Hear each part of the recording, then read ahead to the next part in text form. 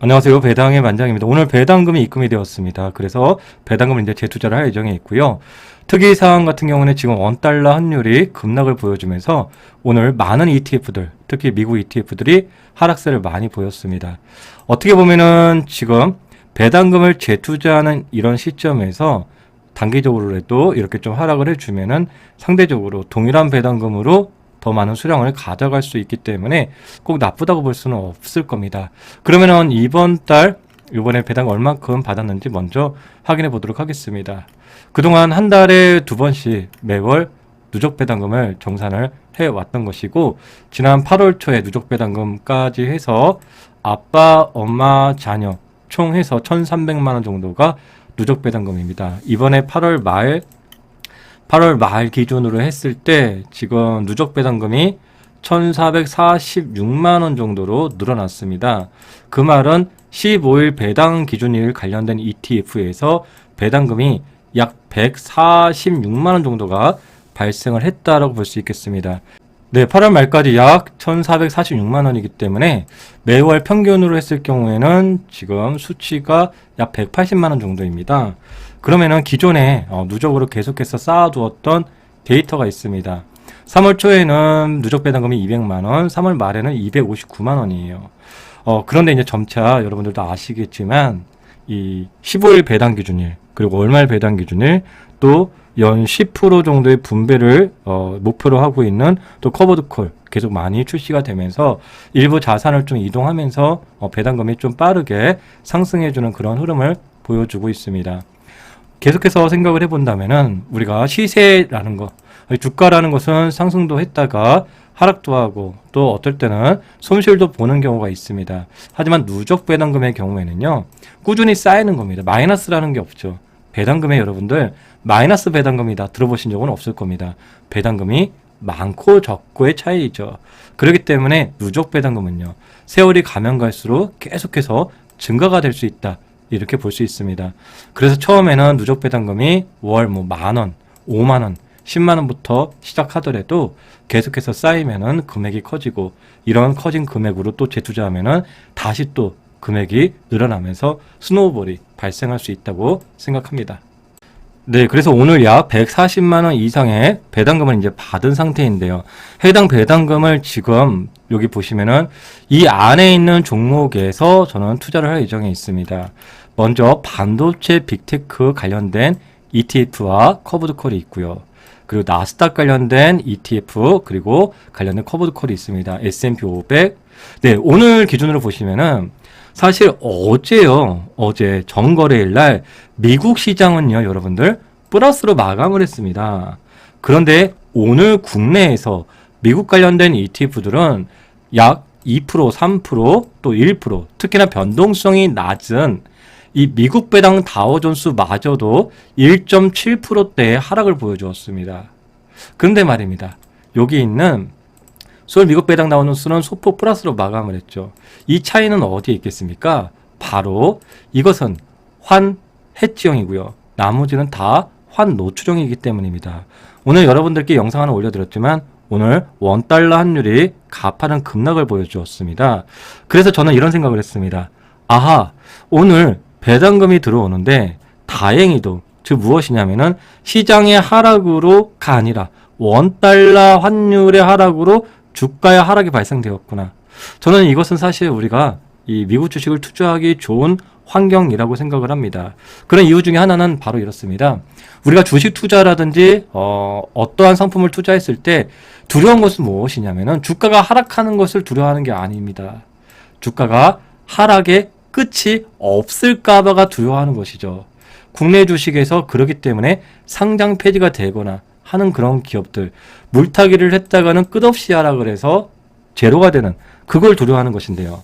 우리가 원달러 환율이라는 것이 여러분들 하락을 했을 경우에 원달러 환율이 무한 하락할 것이라고 생각을 하십니까? 그렇다면 정말 무서운 것이겠죠. 그러나 원달러 환율이라는 이러한 상품은 무한 하락을 하지 않는다라는 것이 어느 정도 베이스에 깔려 있고 어느 정도 낮은 위치, 하방이라는 것이 제한되어 있기 때문에 어떤 움직임 속에서, 여러 가지 변수 속에서 하락을 해준다는 것은 다행이다. 저는 이렇게 좀 투자자의 입장에서는 생각을 합니다. 그런데 말입니다. 일단 이 투자의 상품에서는 여러분들께 일요일날 생방송을 해드렸지만 아주 큰 격차가 있습니다.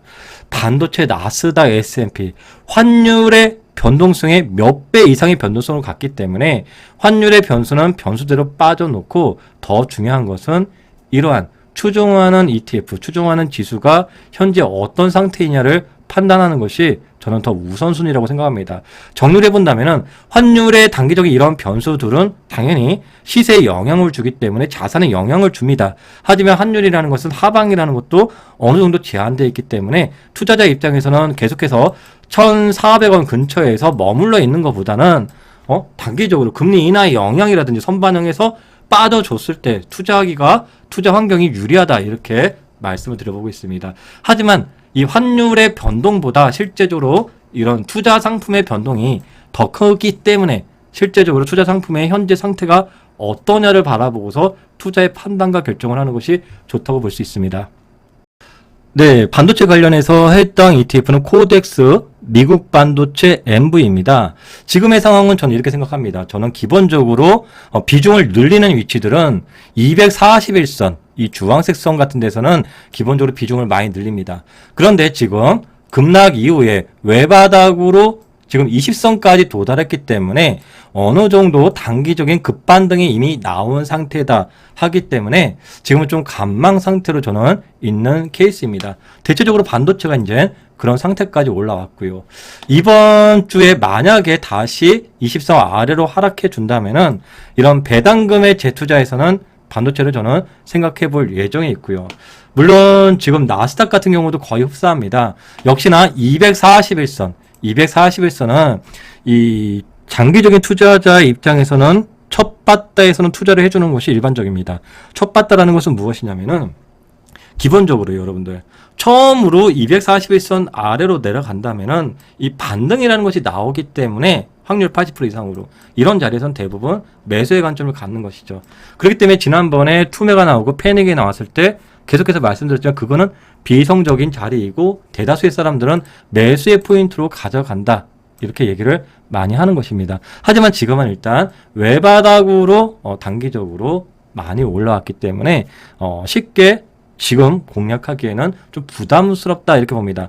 물론 이제 배당금의 재투자이고 또 140만 원 정도이기 때문에 아주 뭐 크게 자산에 큰 영향을 미치지 않지만 이왕이면 그렇다라는 말씀이겠죠. 근데 한편 여기에서 변동성이 느린 누구죠? S&P 500 말고요. 지금 배당 다우존스들이 배당 다우존스, 코덱스 배당 다우존스, 타이거 미국 배당 다우존스들이 오늘 1.7%나 하락했던 것은 상대적으로 많이 하락한 겁니다. 얘네들은요. 이것은 오늘 환율이요. 환율 하락폭이요. 1%가 넘습니다. 그런 영향을 좀 받았기 때문에 주가의 하락보다는 환율의 영향을 받았기 때문에 저는 어느 정도는 이렇게 배당 다우라고 써있는 이런 ETF들에게 먼저 배당 재투자를 좀 해놓고 그리고 나머지 일부는 상황을 고려해서 만약에 나스닥 쪽이 하락을 추가로 지금 많이 하락 안 한 거죠. 이미 급락 나오고 급반응이 나온 상태인데 하락하고 다시 올라갈 수 있는 이런 생각도 갖고 있기 때문에 만약에 단기적으로 내려와 준다면 오히려 배당 다우보다는 나스닥 쪽에다가 배당 재투자를 할 예정에 있는 상황입니다. 네, 뭐 배당 재투자도 이 정도 어느 정도 계획을 제 나름대로의 계획이겠죠. 하물며 이제 배당 재투자가 아니라 원금을 투자할 경우에는 이거보다 조금 더 구체적인 전략을 세워서 보통 원금을 투자합니다. 이 배당 재투자는 또 이번 달에도 한 140만 원 나오고 다음 달 월 초에도 140만 원 정도가 또 나올 수 있기 때문에 이렇게 이제 투자를 하는 거예요. 특히 이번에는 월말 배당 기준일 쪽 관련해서 그쪽에다 이제 투자를 하고요.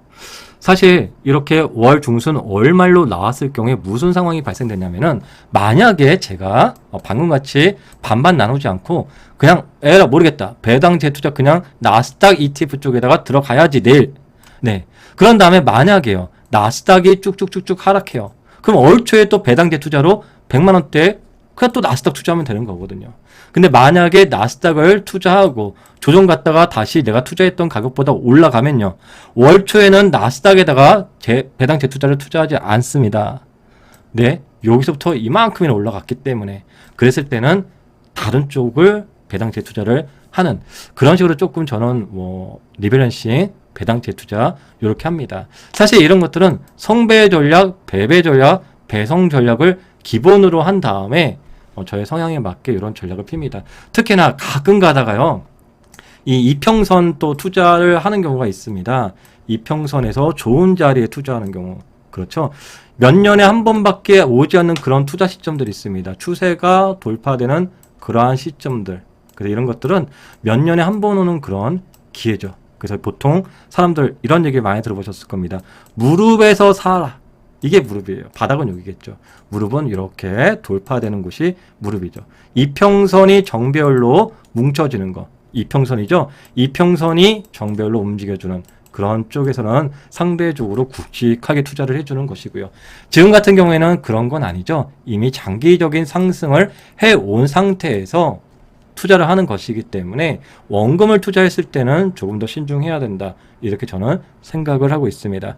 네, 다음 뭐 저는 이제 내일부터 해서 또 배당금 재투자 들어갈 예정에 있습니다.